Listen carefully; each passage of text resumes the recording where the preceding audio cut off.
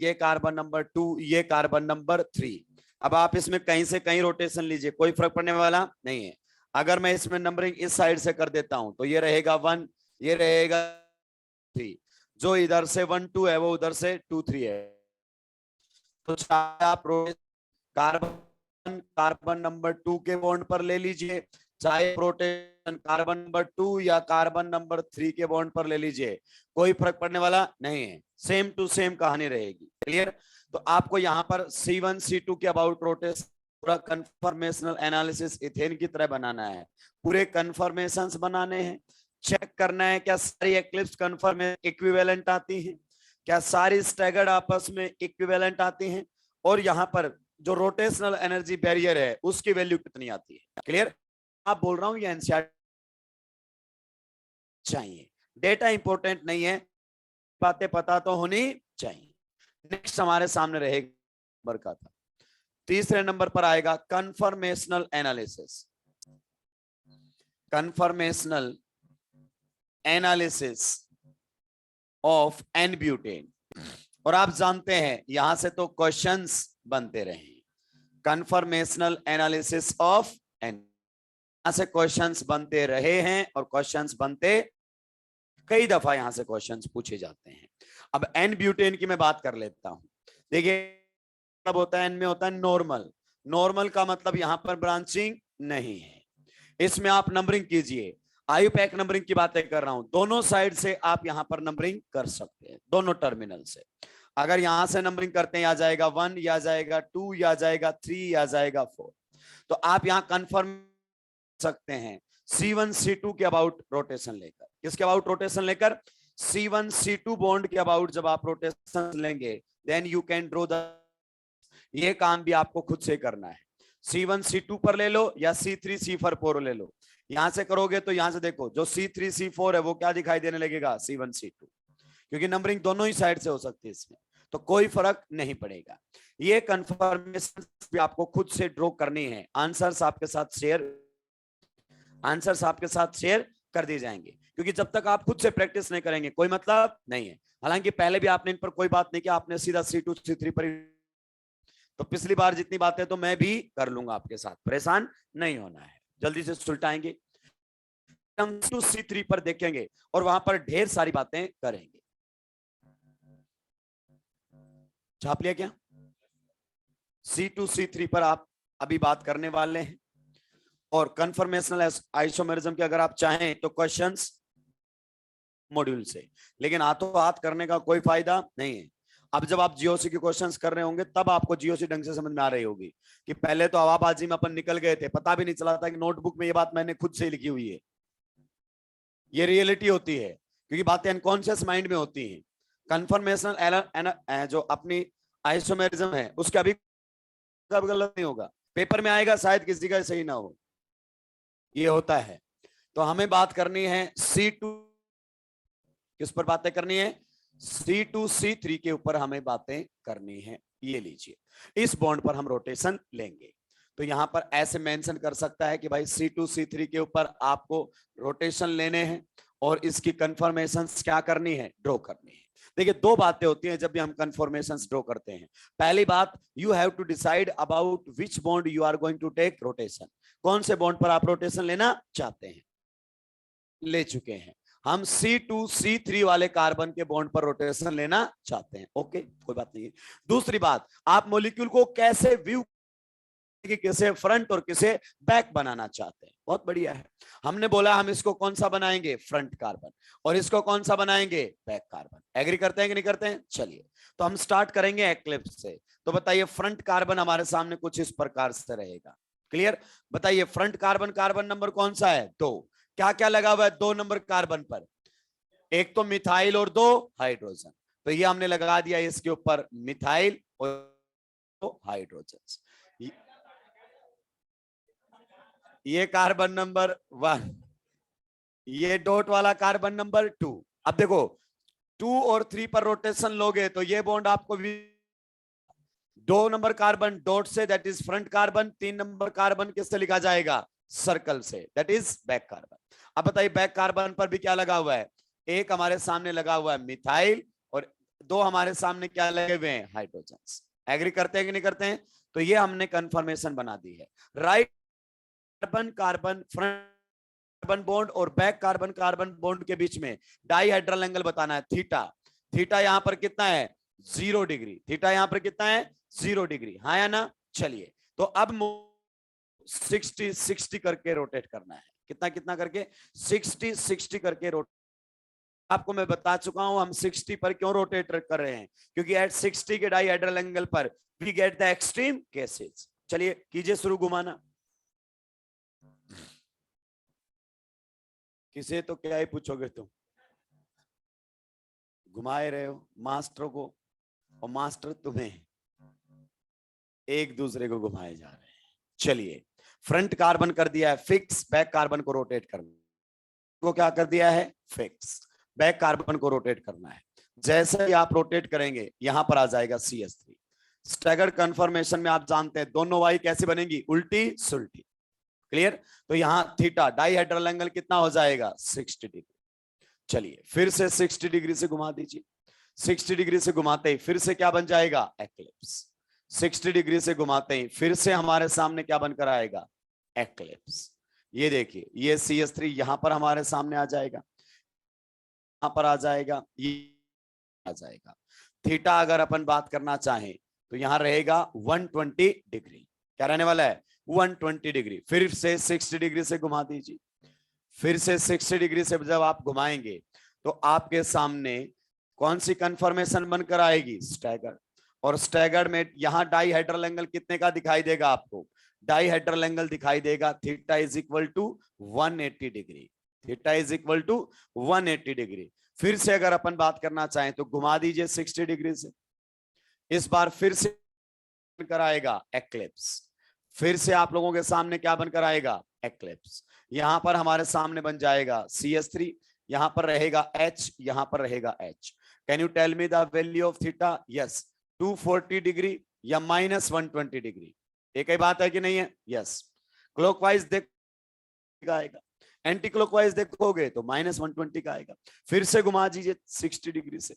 अगर इस बार आपने 60 डिग्री से घुमा दिया है मॉलिक्यूल को, तो बताइए क्या मामला यहां पर रहने वाला है। कुछ इस प्रकार का मामला हमारे सामने रहेगा। यहां पर आ जाएगा CH3, यहां पर आ जाएगा H, यहां पर आ जाएगा H। थीटा बताइए, कहने को तो 300 डिग्री भी हो सकता है और कहने को तो -60 डिग्री भी हो सकता है।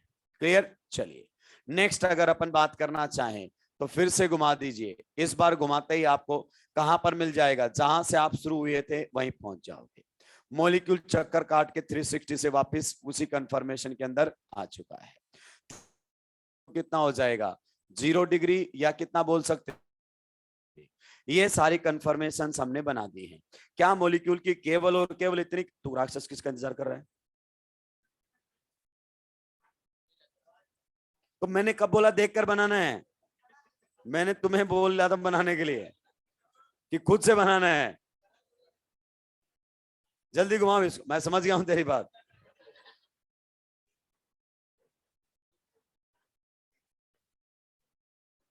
मैं कोई आउटडेटेड सिलेबस नहीं हूं, ज्यादा तुमसे 2-3 साल बड़ा हूंगा।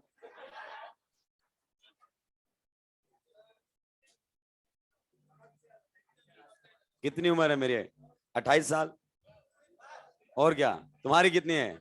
22-25 वाले तो बहुत हैं।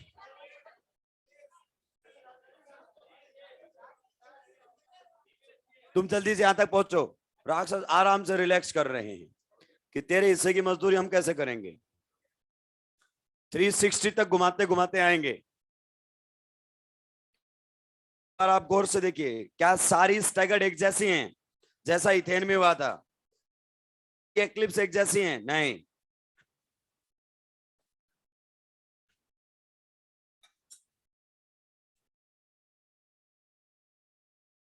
सुलटा दिया है क्या? ये वाली जो कंफर्मेशन है इसके अंदर कोई रिपल्सन नहीं है, कल भी बात की थी हमने, नो रिपल्सन। तो यहां पर कोई एनर्जी नहीं बढ़ेगी रिपल्सन से, किसी भी प्रकार से इसकी पोटेंशियल एनर्जी रिपल्सन के थ्रू बढ़ने वाली नहीं है। बाकी सब में रिपल्सन हैं और रिपल्सन्स हैं तो मॉलिक्यूल की पोटेंशियल एनर्जी क्या होगी? तो हम बात कर रहे हैं कि रिपल्सन की वजह से मॉलिक्यूल की कितनी पोटेंशियल एनर्जी बढ़ जाएगी।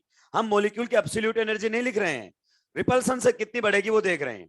आप बताइए इसमें रिपल्सन से कितनी एनर्जी बढ़ जानी चाहिए मॉलिक्यूल की? अबे बताओ, मिथाइल जब मिथाइल को रिपेल करता है तो 3.4, जिसमें 2.4 स्टेरिक था और 1 क्या था? टॉर्सनल। तो 3.4 प्लस 1 टोटल कितना हो गया है? 5.4। तो यहां पर 5.4 किलो कैलोरी पर मोल मॉलिक्यूल की एनर्जी बढ़ जाएगी। किसकी वजह से? रिपल्सन की वजह से।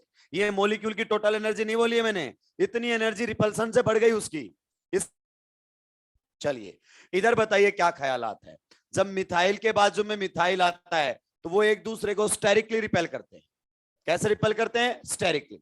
स्टेरिकली का मतलब आपको समझ में आया? टॉर्सनल स्ट्रेन नहीं है, स्टेरिक स्ट्रेन है, क्योंकि स्टैगर्ड कन्फर्मेशन अगर गौर से देखोगे तो आप, तो यहां पर इसकी वजह से एनर्जी कितनी बढ़ती है? लगभग 0.9 किलो कैलोरी, लगभग 0.9 किलो कैलोरी पर मोल। एग्री करते हैं कि नहीं करते हैं? चलिए नेक्स्ट के बारे में क्या ख्यालात है।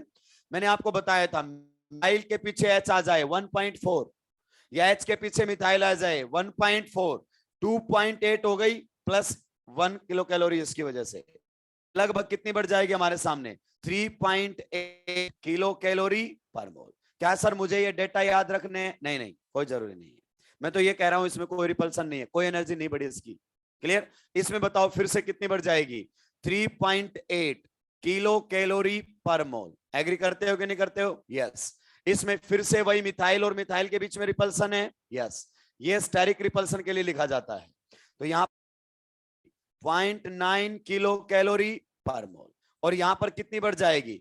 5.4 kilocalorie. No need to remember these data, बोल रहा हूं मैं, आपको रिलेट करके दिखाऊंगा। सबसे पहली कंफर्मेशन के बारे में आपके क्या ख्यालात है? पहली कंफर्मेशन कैसी है? एक्लिप्स्ड।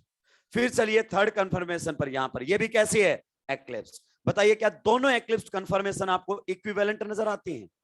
नहीं, इक्विवेलेंट हो ही नहीं सकता। पोटेंशियल एनर्जी क्या आएगा? अलग अलग। इसमें रिपल्सन ज्यादा है और इसमें रिपल्सन, अगर सर आपको बात ही करनी है इक्विवेलेंट की तो इक्विवेलेंट ये दोनों है कि नहीं है? इक्विवेलेंट का मतलब है कि उनमें रिपल्सन्स क्या हैं? सेम। इक्विवेलेंट का मतलब होता है identical in repulsion, identical in energy. Clear? तो इनकी पोटेंशियल एनर्जी बराबर बढ़ेगी रिपल्सन से। चलिए, और अगर आप इक्विवेलेंट की बात करना चाहते हैं सर तो ये किसके साथ इक्विवेलेंट है? इसके साथ। ऐसी बात कीजिए, बिल्कुल सही है। अगर आपको इक्विवेलेंट की बात करनी है तो फर्स्ट और लास्ट आपस में इक्विवेलेंट है, ये बात भी सही है। तो ये भी एक्लिप्स्ड है, ये भी एक्लिप्स्ड है, तो फिर हम कैसा नाम दें? एक्लिप्स तो देना ही पड़ेगा। अब ध्यान से सुनना, यहां पर जो दो बल्कि ग्रुप्स हैं, यही मिथाइल से ज्यादा बल्कि ग्रुप कोई भी नहीं है क्या? दो बल्कि ग्रुप्स के बीच में जब डाइहेड्रल एंगल कितना होता है? 0 डिग्री। कितना होता है? 0 डिग्री। तो हम उसे बोलते हैं बेटा फुल्ली एक्लिप्स्ड। क्या बोलते हैं? फुल्ली एक्लिप्स्ड। एक्लिप्स्ड भी है फुल्ली, मतलब भयंकर भीड़ भड़ाका है यहां पर। फुल्ली एक्लिप्स्ड कहां दिखाई देते हैं? एक्लिप्स में। और एक्लिप्स भी अगर दो ज्यादा, फुल्ली एक्लिप्स में। क्लियर? तो सर तो एक्लिप्स तो ये भी है, बिल्कुल है, लेकिन वो इतने बोलेंगे पार्शियली एक्लिप्स्ड। क्या बोल देंगे भाई लोगों? पार्शियली एक्लिप्स्ड। इसको तो सर इसको भी बोल दीजिए पार्शियली एक्लिप्स्ड। ये हमारे सामने क्या आ जाएगा? पार्शियली एक्लिप्स्ड। इसको फिर से क्या बोल देंगे? फुल्ली एक्लिप्स्ड। यानी कि एक्लिप्स्ड भी दो टाइप की बनकर आने लग गई है। सारी एक्लिप्स्ड इसमें इक्विवेलेंट नहीं है, तो अब इसमें ये नहीं बोल सकते कि डाइहेड्रल एंगल 0 ही होगा। नहीं, डाइहेड्रल एंगल यहां पर एक्लिप्स में या तो 0 दिखाई देगा या फिर 120 दिखाई देगा, या तो 0 दिखाई देगा 120, क्योंकि 240 भी आपने 1 लिख दिया कि नहीं लिख दिया है? अगर 120 नहीं दिया हुआ है तो फिर 240 पर टिक मारना पड़ेगा। ऑप्शन बेस्ड बातें होने लग जाएंगी। क्लियर? जैसे 0 डिग्री दे ही नहीं तो 360 पर, वो तो ऑप्शन के हिसाब से चलना ही पड़ेगा। बहुत बढ़िया। नेक्स्ट अगर अपन बात करना चाहें तो सर हमने एक्लिप्स तो सारी संभाल ली है, अब स्टैगर्ड पर बात करो। दोनों वाई देखो उल्टी सुल्टी, दोनों वाई देखो उल्टी सुल्टी। ठीक है सर, क्या ये दोनों एक जैसे इक्विवेलेंट है? नहीं, इक्विवेलेंट तो नहीं है सर। नहीं, और यहां बात आपकी बिल्कुल सही है। तो फिर बताइए क्या कहा जाए? स्टैगर्ड का मतलब होता है एक दूसरे से मैक्सिमम डिस्टेंस पर। जितने ज्यादा दूर होंगे को उतना ही ज्यादा स्टैगर्ड बोलेंगे हम। क्या बोलेंगे? उतना ही ज्यादा स्टैगर्ड बोलेंगे। तो एक बात बताऊं सर, बल्कि ग्रुप तो सबसे ज्यादा दूरी पर यहां पर है कि नहीं है? जब बल्कि ग्रुप्स के बीच में एंगल, डाइहेड्रल एंगल कितना हो जाए? 180, तो बेटा हम उसे बोलते हैं फुल्ली स्टैगर्ड। एक बार सुनना, फुल्ली एक्लिप्स किसे बोलते हैं? एक्लिप्स में रिपल्सन ज्यादा होते हैं कि कम? ज्यादा। तो जितने ज्यादा उतना क्या बोला जाएगा? Fully eclipse. और स्टैगर्ड में क्या होते हैं? कम। तो जितने कम होंगे उसको बोला जाएगा फुल्ली स्टैगर्ड। और फुल्ली स्टैगर्ड का ही बेटा दूसरा नाम होता है एंटी। फुल्ली स्टैगर्ड का ही दूसरा नाम क्या होता है? एंटी। एंटी स्टैगर्ड कुछ नहीं होता है, एंटी। आगे बात समझ में? कई बार इसको एंटी पेरिप्लेनर भी बोल दिया जाता है। हमें उन पर बातें नहीं करनी है, नीट लेवल पर बातें कर रहे हैं हम। चलिए फिर अगर अपन बात करें इस जैसा कोई और बनेगा क्या? नहीं है तो इकलौता है। ठीक है, अगर ये फुल्ली स्टैगर्ड है तो बताइए इसके बारे में क्या ख्यालात है? तो सर पार्शियली स्टैगर्ड। क्या बोलेंगे? Partially staggered. और पार्शियली स्टैगर्ड का ही दूसरा नाम होता है गॉस। जो भी आपका मन करे गॉस। अब आपने कभी ऐसे सुना है गॉस स्टैगर्ड? तो फिर ऐसे क्यों बोलते हो एंटी स्टैगर्ड? स्टैगर्ड का ऑप्शनल नेम क्या है? गॉस। स्टैगर्ड का ऑप्शनल नेम क्या है? एंटी। कई बार ट्रांस भी बोल देते हैं इसको। क्लियर? तो या तो आप बोलो फुल्ली स्टैगर्ड या बोलो एंटी। Got the point? तो सर ये भी तो हमारे सामने बिल्कुल वैसा ही है। यस, इसे हम क्या बोलने वाले हैं?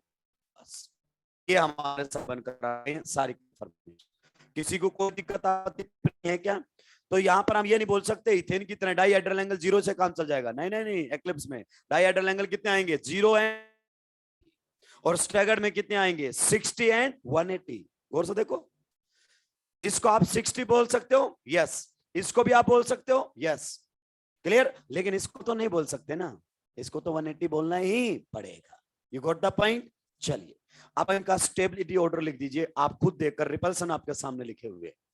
ये डेटा याद नहीं करना है, लेकिन ये डेटा आपको बहुत सारी चीजें समझा देगा। स्टेबिलिटी ऑर्डर बता दीजिए भाई। ये आप कई जन्मों से लिख रहे हैं, लेकिन लिखना तो पड़ेगा। सबसे ज्यादा स्टेबल कौन सा है? एंटी। कौन आने वाला है? गॉस। उसके बाद कौन आने वाला है? पार्शियली एक्लिप्स्ड। उसके बाद अगर अपन बात वाला है फुल्ली एक्लिप्स्ड। हालांकि ये सब एनसीईआरटी में नहीं दिया हुआ है, क्योंकि ये तो एआईपीएमटी में कई दफा आ चुका है, पूछे गए हैं ये, भले एनसीईआरटी में नहीं है। इथाइलिन ग्लाइकोल का कहीं नहीं, एनसीईआरटी में कई दफा आया है, हर एग्जाम में आया है। तो ऐसा नहीं है एनसीईआरटी से ही आता है, एनसीईआरटी के आजू बाजू भी चलना पड़ेगा। रिलेटिव एनर्जी बताओ जल्दी से। रिलेटिव पोटेंशियल एनर्जी सबसे ज्यादा किसकी रहेगी? फुल्ली एक्लिप्स्ड। फिर कौन आएगा? पार्शियली एक्लिप्स्ड। पी का मतलब यहां पार्शियली एक्लिप्स्ड है। फिर हमारे सामने कौन आ जाएगा? गॉस। कौन से आने वाला है? गॉस। और फिर अगर अपन बात करें तो कौन सा आ जाएगा? एंटी। फिर कौन सा आ जाएगा? एंटी। एन ब्यूटेन की most preferred conform, n butane की मोस्ट प्रेफर्ड कन्फर्मेशन। बेटा मोस्ट प्रेफर्ड कन्फर्मेशन का मतलब होता है कि C1 C2 पर भी देख लिया तुमने, C2 C3 पर भी देख लिया। सबसे ज्यादा जितने भी बॉन्ड के अबाउट आप रोटेशन ले सकते हैं, C1 C2 में भी देखो, C2 C3 में भी देखो, सबकी कंफर्मेशन को कंपेयर करो। जो सबसे ज्यादा स्टेबल निकल कर आती है वो मॉलिक्यूल की मोस्ट प्रेफर्ड होती है। जैसे आपने C1 C2 पर रोटेशन लिया, वहां पर कोई मोस्ट प्रेफर्ड नहीं आएगी उसकी।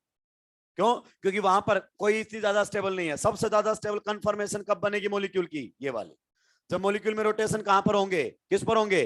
C1 C2 पर होंगे। तो लिखिए most preferred confirmation of N-butane, most preferred conformation of N-butane is NT. Most preferred conformation of N-butane is NT. Most preferred conformation of N-butane is NT. कौन सी रहेगी? NT. क्लियर? आप बताइए गॉस कंफर्मेशन को कौन है जो अनस्टेबल बना रहा है? गॉस कंफर्मेशन को कौन है जो, कौन? टॉर्सनल स्ट्रेन या स्टेरिक स्ट्रेन या दोनों? Only steric strain. और बेटा इसी को ही कई बार हम गॉस इंटरेक्शन बोल देते हैं। क्या बोल देते हैं? बोल देते हैं क्योंकि ये एनसीईआरटी में तो नहीं है, लेकिन स्टैंडर्ड बुक तो ये सारी बातें लिखती है। क्योंकि अगर गलती से उसने लिख दिया एंटी या gauche conformation is less stable due to than anti due to gauche interaction, और हम ढूंढते रह जाएंगे स्टेरिक स्ट्रेन। क्या ढूंढते रह जाएंगे? Steric strain. लिखिए नेक्स्ट।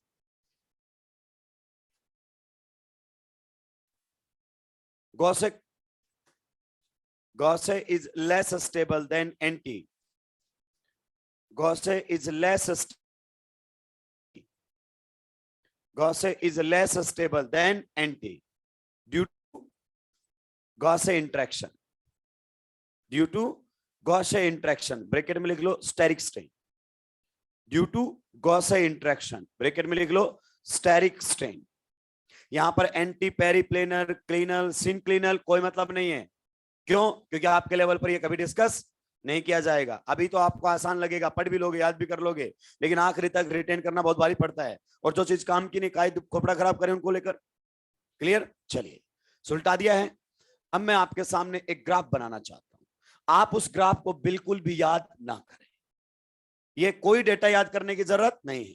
हालांकि डेटा से हमें बहुत सारी चीजें क्लियर हो गई है बड़ी आसानी से। No need to remember this data. मैं क्लियरली बोल रहा हूं। क्या हुआ? टाइम खराब नहीं कर रहा हूं, समझा? टाइम तो है ही।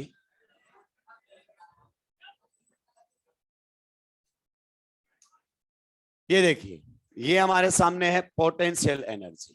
क्या रहने वाली है? Potential energy. ये 0 है, और इधर हमारे सामने कौन चलेगा? Theta, that is dihedral angle. 0 degree पर आपके सामने ये क्या बनकर आएगा? फुल्ली एक्लिप्स्ड।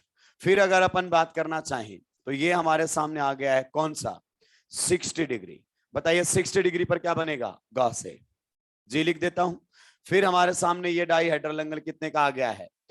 120। 120 डिग्री पर क्या बनकर आएगा? पार्शियली एक्लिप्स्ड। पक्का? फिर ये हमारे सामने कितने का आ जाएगा? 180। यहां पर कौन सा बनेगा? एंटी। ए से लिख दिया है। फिर अगर अपन बात करना चाहें तो ये हमारे सामने कितना बनेगा? 240। 240 डिग्री पर क्या बनेगा? पार्शियली एक्लिप्स्ड। फिर हमारे सामने कौन सा बनकर आएगा? 300। 300 डिग्री पर क्या बनेगा? गॉस। और फिर से वो क्या बन जाएगा हमारे सामने? 360 पर फुल्ली एक्लिप्स्ड। ध्यान से सुनना, दोनों गॉस कन्फर्मेशन का जो एनर्जी लेवल है वो बराबर होगा। क्लियर? जब आप ड्रॉ करो तो एग्जैक्टली बराबर करना। दोनों पार्शियली का एनर्जी लेवल क्या रहेगा? बराबर, क्योंकि दोनों ही पार्शियली एक्लिप्स के अंदर रिपल्सन सेम है। हमने पोटेंशियल एनर्जी भी लिखा, कितने से बढ़ जाएगा। और सबसे कम एनर्जी किसका है? एंटी में। इनफैक्ट किसी प्रकार का कोई रिपल्सन यहां होता ही नहीं है। तो इस मॉलिक्यूल की कोई एनर्जी नहीं बढ़ती है। जितनी इस मॉलिक्यूल के पास थर्मल एनर्जी होती है वही होती है। रिपल्सन से इसकी कोई एनर्जी नहीं बढ़ी है।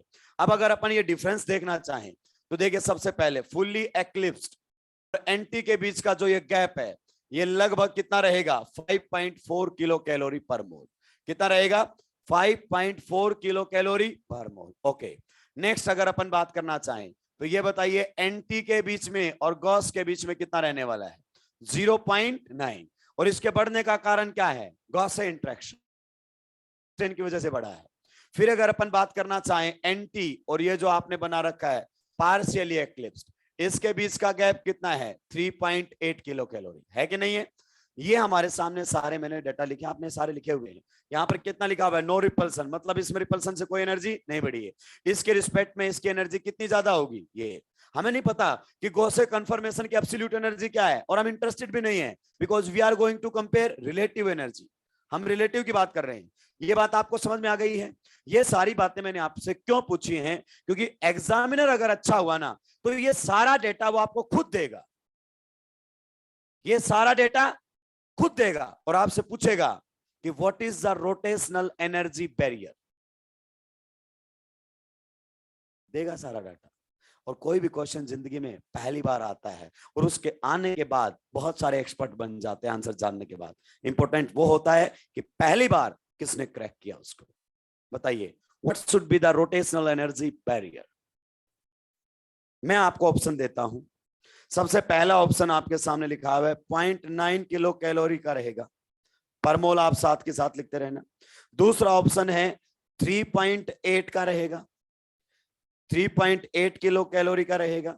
चौथा ऑप्शन हम लिख देते हैं, यहां पर कौन सा है, 5.4 किलो कैलोरी पर मोल का रहेगा। फिर अगर अपन बात करना चाहें तो यहां पर मान लीजिए लिखा हुआ है 5 किलो कैलोरी पर मोल का रहेगा। ये है सेकंड, ये है थर्ड, ये है फोर्थ।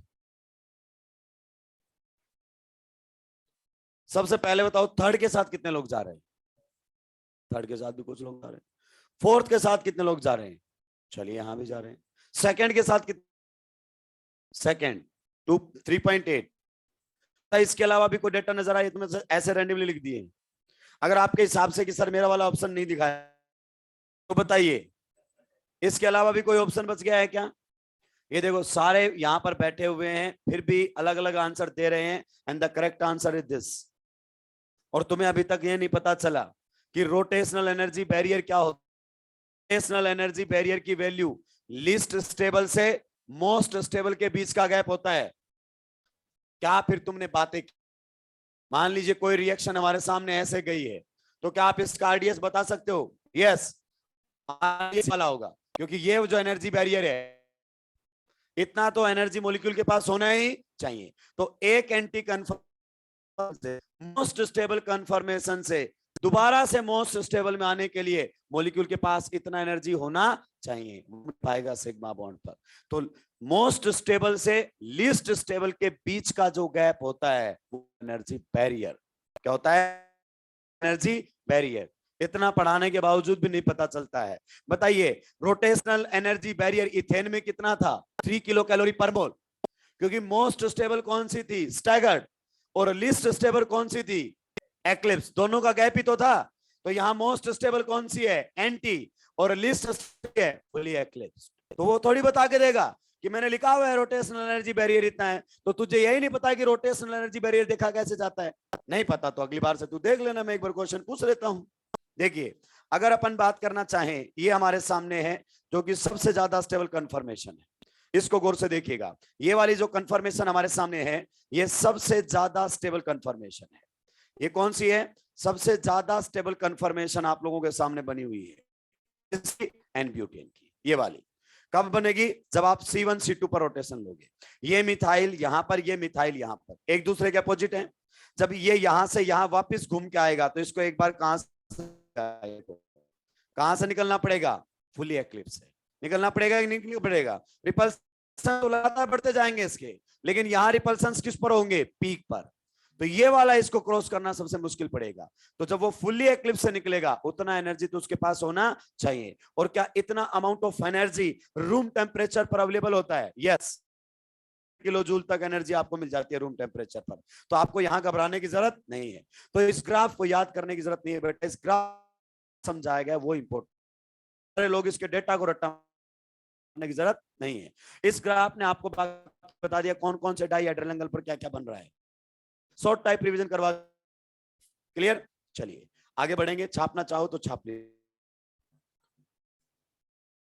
अब ऐसा हमेशा जरूरी नहीं होता है कि हमेशा कौन ज्यादा स्टेबल बने, एंटी कन्फर्मेशन, ऐसा नहीं है।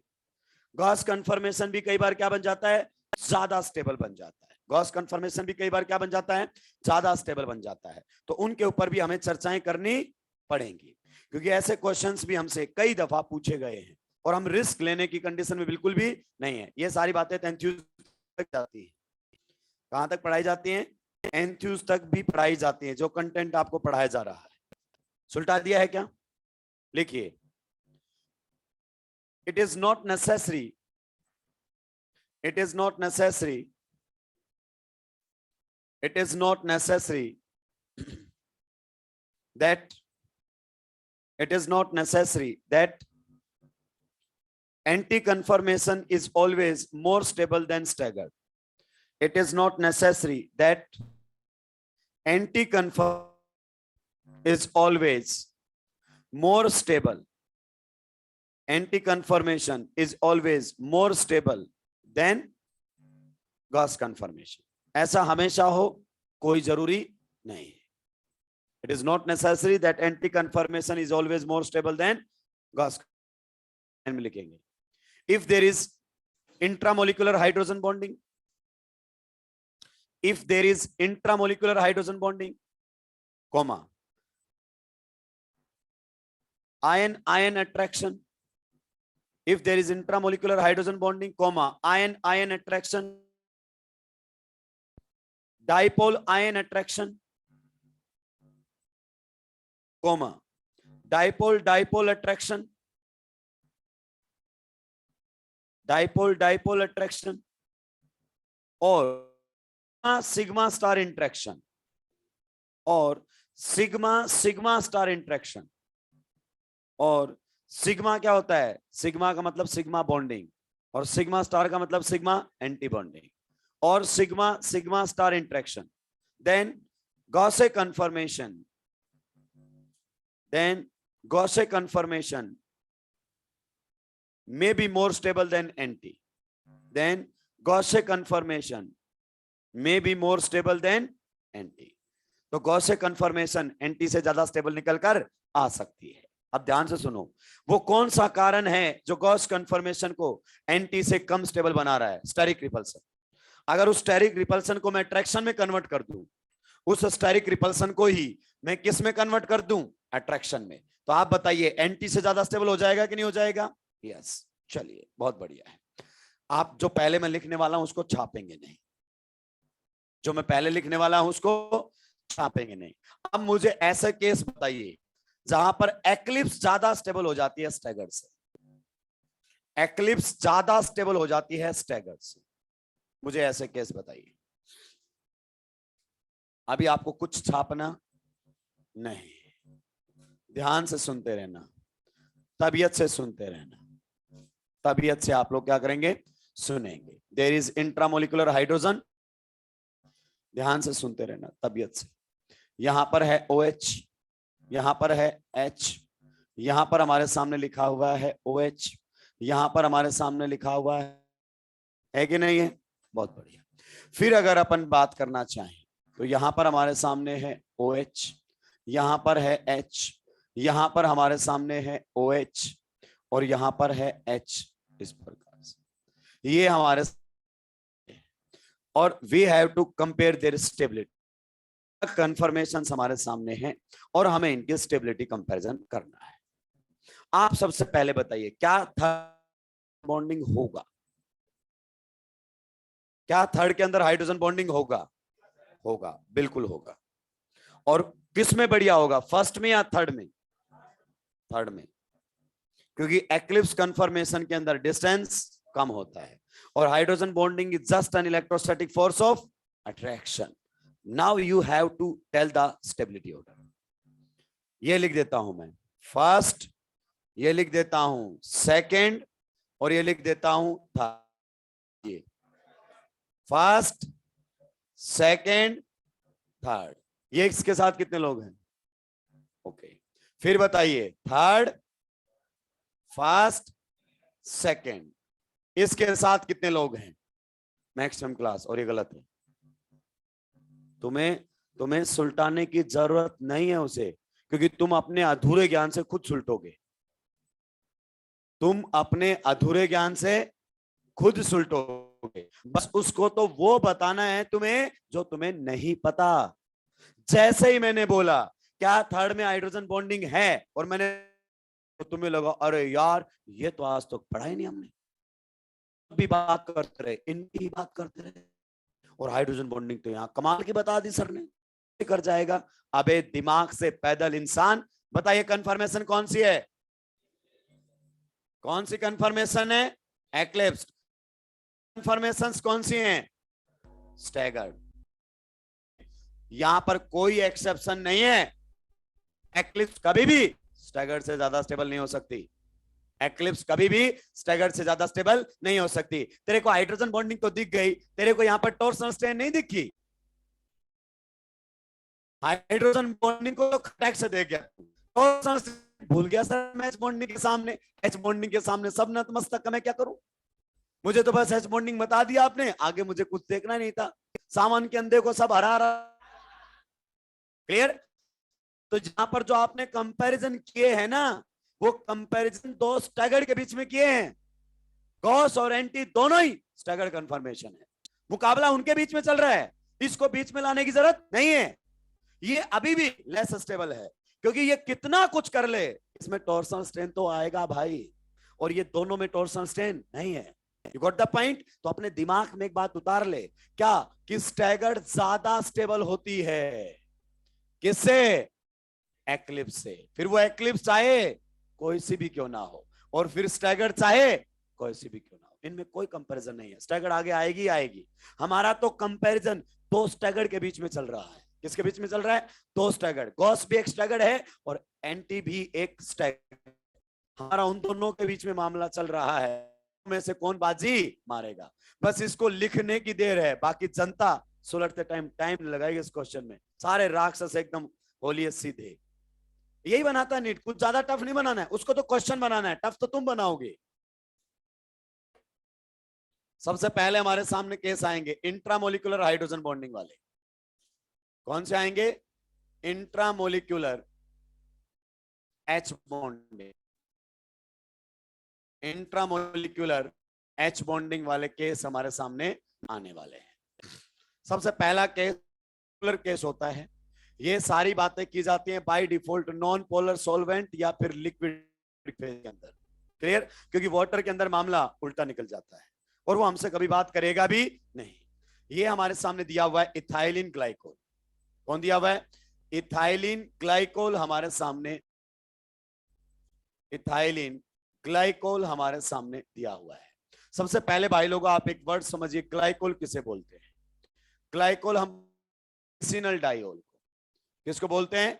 Vicinal diol. जब आजू बाजू OH ग्रुप आ जाते हैं ना, आजू बाजू एडजेसेंट एटम्स पर, उससे हम ग्रुप बना देते हैं। तो देखिए इसमें आजू बाजू OH है क्या? यस। तो इसको इथाइलिन ग्लाइकोल बोल दीजिए। ये नहीं लिखना चाहते तो इसका आयुपैक नेम लिख दीजिए, इथेन 1,2 डाइओल। क्लियर? कोई भरोसा नहीं, वो पुराना लिखकर भी दे सकता है। क्यों? क्योंकि ये क्वेश्चन कई दफा पूछा जा चुका है और ये पूछा जाता रहेगा, कोई नई बात नहीं। अब इसके अंदर हम देखना चाहते हैं कि इसकी गॉस कन्फर्मेशन ज्यादा स्टेबल बनेगी या फिर इसकी एंटी कन्फर्मेशन, क्योंकि एक्लिप्स को लेकर कहीं मुकाबले में नहीं आएगी स्टैगर्ड के। क्लियर? हम तो दो स्टैगर्ड में कंफ्यूज हैं। चलिए बनाकर देखते हैं, कोई दिक्कत की बात नहीं है। मान लीजिए अगर अपन बात करना चाहें तो मैंने ये वाली कन्फर्मेशन बनाई है। कौन से वाली कन्फर्म? ये वाली कन्फर्मेशन बनाई है। बताइए भाई लोगों इसके बारे में क्या ख्यालात है? कौन सी कन्फर्मेशन मैंने बना दी है? एक दूसरे के कहा है? आजू बाजू एडजेसेंट डाइहेड्रल एंगल। तो ये हमने बना दिए कौन सी कन्फर्मेशन? गॉस। मानते हैं कि नहीं मानते हैं? फिर मैंने इसी की कौन सी कन्फर्मेशन बना दी है? एंटी। आप जानते हैं पर हमारे रोटेशन हो रहे हैं, तो यहां पर रहेगा OH, यहां पर रहेगा H, यहां पर आ जाएगा OH, यहां पर आ जाएगा H। क्या आप इस बात से एग्री करते हैं? Yes, this is anti conformation, this is anti conformation. देखिए गॉस कन्फर्मेशन में अगर अपन बात करें, देयर इज पार्शियल नेगेटिव,